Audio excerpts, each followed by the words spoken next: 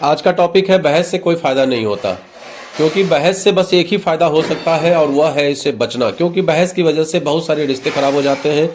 बहस की वजह से कई सारी जिंदगियां बर्बाद हो जाती हैं। आपने अक्सर देखा होगा कि लोग घर में बहस करते हैं, पति पत्नी से बहस, बच्चों से बहस, और बहस की वजह से आपसी तनाव पैदा होता है, आपसी सरदर्द पैदा होता है। फायदा कुछ नहीं होता, दोनों सरदर्द करके आपस में बैठ जाते हैं, एक दूसरे से विवाद होता है। मनुष्य जो भी करता है, कोई दैवी शक्ति जरूर हमारे भाग्य को नियंत्रित करती है, चाहे हम कितनी भी कोशिश कर लें। ये परम सत्य है कि कोई दैवी शक्ति जरूर हमारे भाग्य को नियंत्रित करती है, चाहे हम कितनी भी कोशिश कर लें। किसी आदमी के सामने यह सिद्ध करने से क्या फायदा कि वह गलत है। किसी भी आदमी के सामने यह सिद्ध करने से क्या फायदा होने वाला है कि वह गलत है। क्या इससे वह आदमी तुम्हें पसंद करने लगेगा? बिल्कुल नहीं। क्यों न उसे उसकी इज्जत बचाने दी जाए। अगर हम किसी व्यक्ति से बहस करते हैं, किसी व्यक्ति ने कोई बात कही और हमारी अपनी व्यक्तिगत ओपिनियन उसके विषय में कुछ और है, तो वहां पर एक ही मुद्दा बचता है कि हम उससे लड़ना शुरू कर दें, झगड़ना शुरू कर दें, बहस करना शुरू कर दें। उससे बेहतर है कि क्यों ना उसे हम उसकी इज्जत बचाने दें। वो जो कह रहा है, ठीक है भैया, कितना इतना दिमाग लगाना है उसे। अगर आपसे किसी ने राय नहीं पूछा है तो अननेसेसरी कहा जाता है कि फटे में टांग ना डालो, तो उसी तरीके से आपको अपनी राय नहीं देनी चाहिए। अगर आपसे राय नहीं पूछी गई और आप राय नहीं देते हैं तो वहां पर आप अच्छी तरीके से बहस से बच सकते हैं। तीखी बहस से हमेशा ही बचना चाहिए।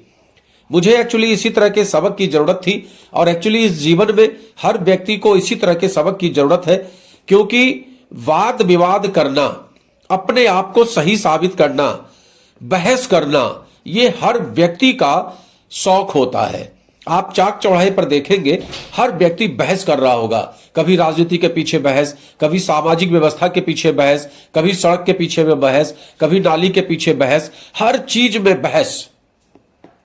अपनी जवानी में मैं दुनिया के हर बात पर तर्क और वाद विवाद करता रहता था। जब मैं कॉलेज में गया, मैंने तर्क शास्त्र और तर्क वितर्क का अध्ययन किया और वाद विवाद प्रतियोगिताओं में जोर शोर से हिस्सा लिया। वैसे भी जहां का मैं रहने वाला हूं, वहां के लोगों की एक खास आदत होती है बहस में पड़े रहना। मैं चाहता था कि दुनिया मुझे देखे और देखती रह जाए। इस दुनिया में हर व्यक्ति की यही चाहत होती है कि दुनिया उसे देखे, दुनिया उसे पसंद करे, और उसके लिए चाहे जितना वाद विवाद करना पड़े, चाहे कितना तर्क कुतर्क करना पड़े, लेकिन हम बहस करके रहेंगे। लेकिन बहस क्या होता है? बहस उसी सांप या भूकंप टाइप से होता है जिससे बचने की जरूरत है। इसीलिए कहा गया है कि बहस से उसी तरह से बचो जिस तरह से आप सांप या भूकंप से बचते हैं। 10 में से 9 बार तो बहस से कोई फायदा इसलिए नहीं होता क्योंकि दोनों ही पक्षों को बहस के बाद पूरा विश्वास हो जाता है कि वो सही थे। आप बहस में जीत नहीं सकते, क्योंकि अगर आप हार जाते हैं तब भी आपकी हार होती है, परंतु अगर आप जीत भी जाते हैं तो भी आपकी हार ही होती है। क्यों?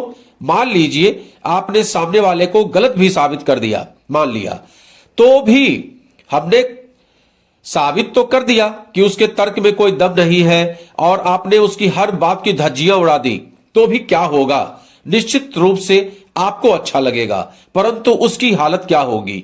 आपने उसे सबके सामने नीचा दिखाया है, आपने उसके गर्व को आहत किया है। वो आपकी जीत से चिढ़ जाएगा और अपनी इच्छा के बिना जो बात मानता है वह अब भी उसी विचार का होता है। अल्टीमेटली दोनों ही हालत में आप जीत गए तो भी हार गए, और हार गए तब तो हार ही गए। जीत गए तो हार गए क्योंकि आपने व्यक्ति खो दिया, और हार गए तब तो हार ही गए।